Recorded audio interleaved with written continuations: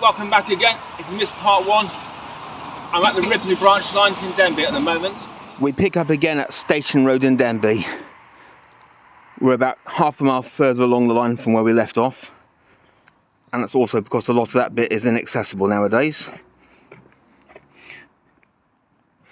At least we rejoin by a station, or a station house.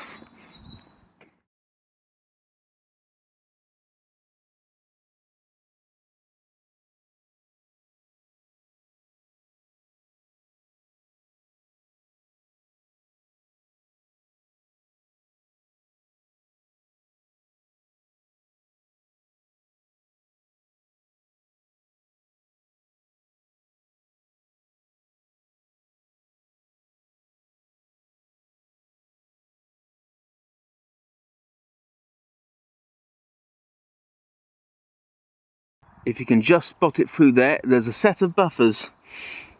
This is where the Ripley branch eventually came to an end until closure and then the total removal of the line in 2012.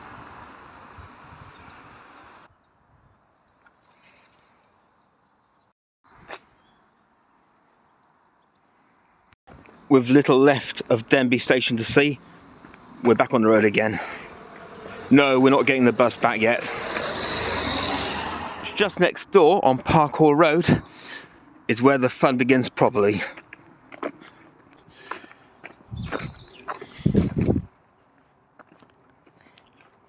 Through all the overgrowth in the distance is the site of Denby Station again.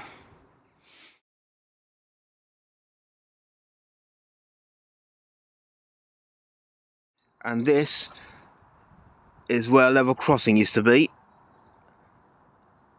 The rails still stayed in the road here, as they did a lot of other crossings further along until the track's removal in 2012. That said, they still left a rail in on the track bed. Something else to make your mouth water a little bit in the name of infrastructure. Over on my right,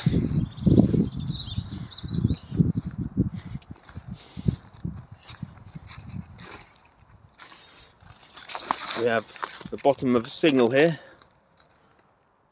and above, don't fancy sitting in that all day watching a train. Or the nearby horses. Sorry guys, just shooting a video here, don't mind me. And off we set into the murky tree-lined depths of Derbyshire.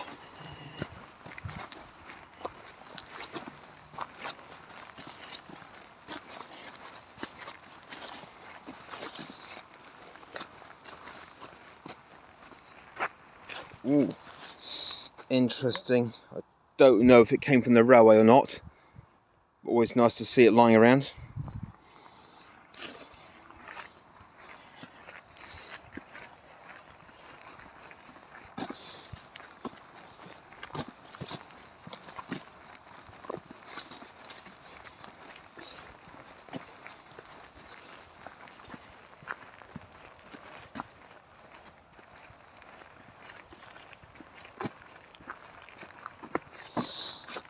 Ooh, even more.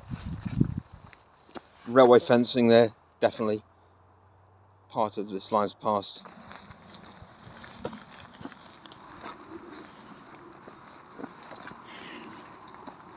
Coming to this interestingly paved area now.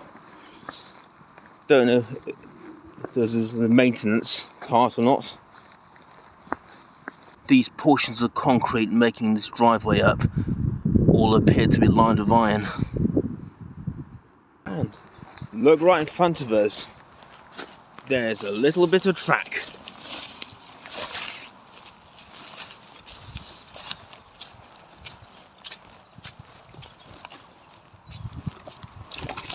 I'll look further in front of us.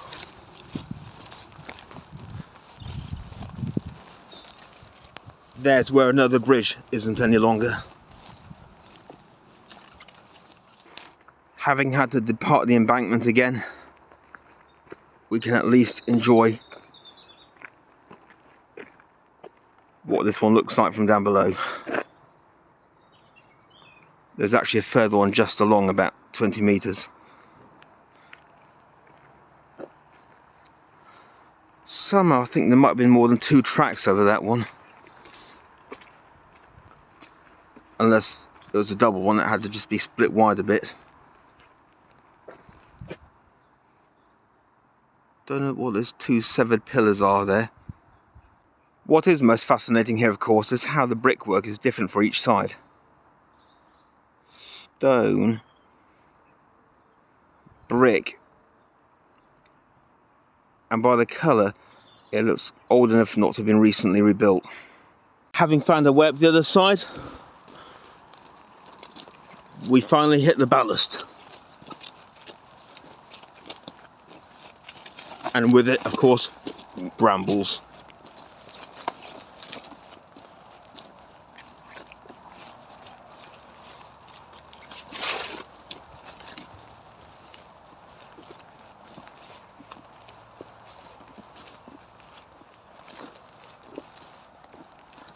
You might notice that it was a double track line at this point on a mostly otherwise single track route from here on to Derby.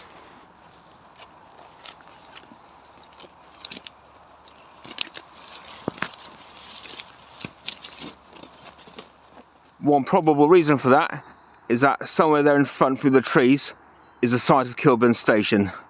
Unfortunately, as this is private property, which I learnt last time I visited, we're going to have to once again divert.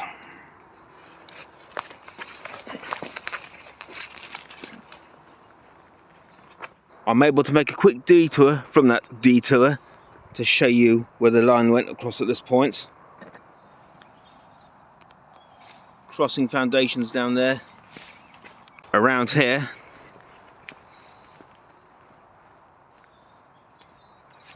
a bit of the old fencing and the immortal stop, look, listen sign.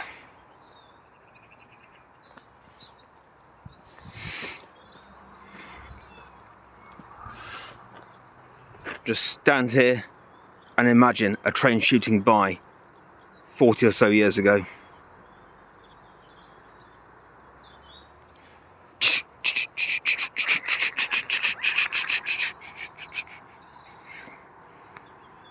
So back on dry land again, we're just by the site of Kilburn Station now.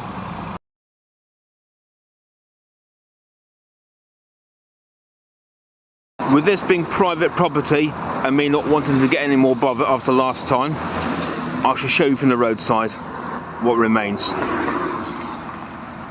The side of an old ganger's hut, which seems to have undergone some repair since last time. Nice. Straight in front of us is what might have been one of those stop, look, listen signs again.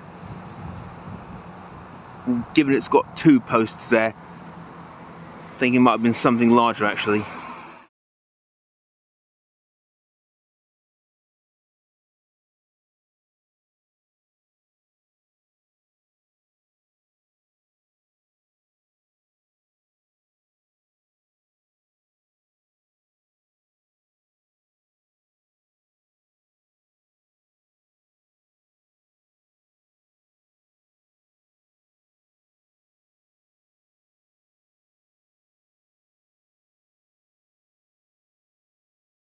A quick last flicker at what remains of the station site here. Thankfully, no one in fluorescent orange coming out to stop me. Having crossed that road again before they had chance, we carry on. Looks like we've got a bit of an old sleeper here. As we finally come back onto the ballast again, we also come to a bridge. Strong echoes of Seymour Junction with this one. Nice rivet work still there.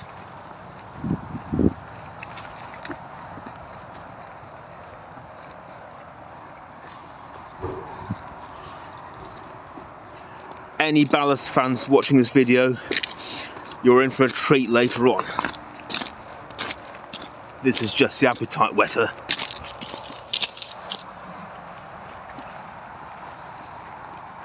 Got much more of a treat coming up before that though.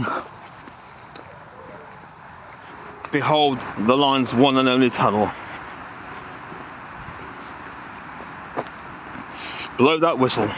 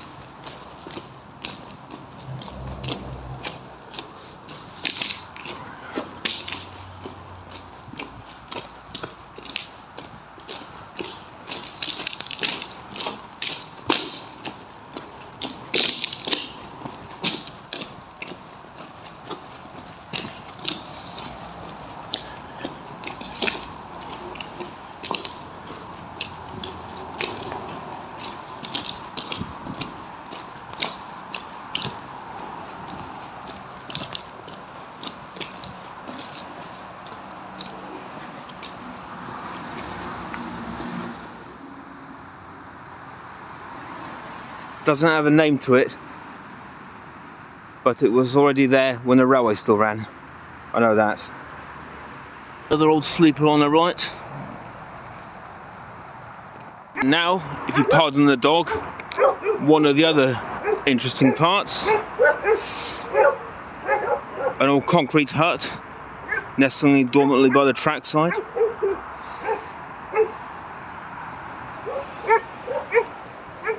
Bumbling along, and it's bridge time once again.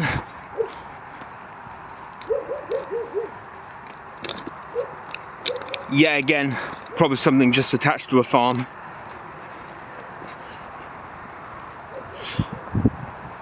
That might be an old gradient post. I spotted one near Clown the other day.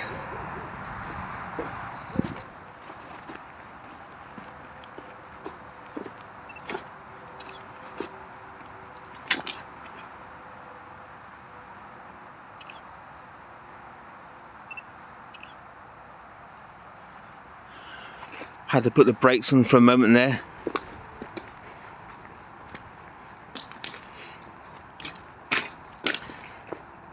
Blow that whistle once more.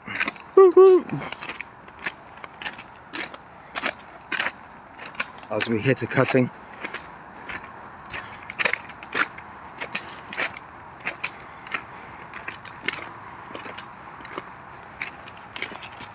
Closer with the ballast, shall we, on this one? The track bed seems to like widening the ballast, then narrowing it again. These sneaky little low embankments come out of nowhere, don't they? Another lovely bit of treasure for the old trove along here. A rather colourful, nowadays, brick ganger's hut.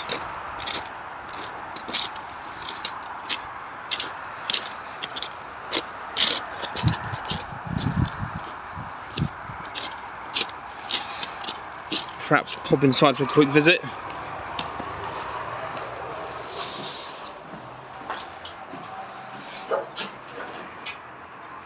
Just like I did with that one at Clown.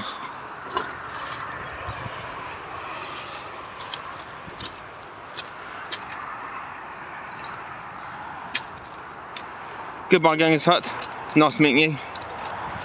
But we have to be going on. Could have done with staying in there a lot longer, actually. Then again, no rest of the wicked. Getting into the cuttings again as we crawl closer to Coxbench. Some possible platform edging remnants there on my right. And another hut over on my left. Hello. And yet another old sleeper looking board. Down on my left here, we've even got a bit of rail. We're catching back up alongside the main Derby road again now. And we have bridges everywhere we look. But coming across this one, you're about to see something else interesting on the right hand side. Just over here, as we approach this level crossing, I think it's what is supposed to be an abattoir once, or an abandoned farm of some kind.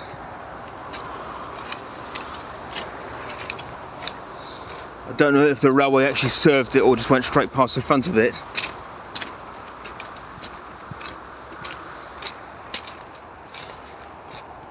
Either way, it obviously hasn't seen use in some time,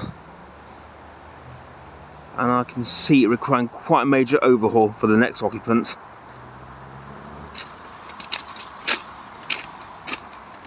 As we mean we'll have to haul our way over more ballast.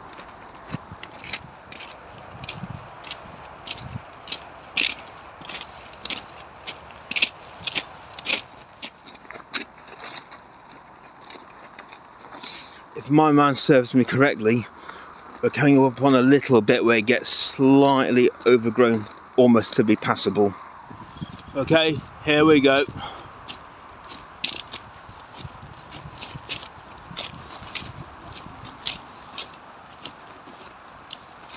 Well, I can just see that car roof in the distance, so that indicates we have a chance of getting to the road again. And we're out. A good possibility that it's been cleared, ready for that bike path that's being laid here soon. Anyway, something I hope they don't clear away when they do that. This cracking level crossing post right here, 9 feet high, and still showing quite a bit of its old mechanism. Apologies to the owner of that car.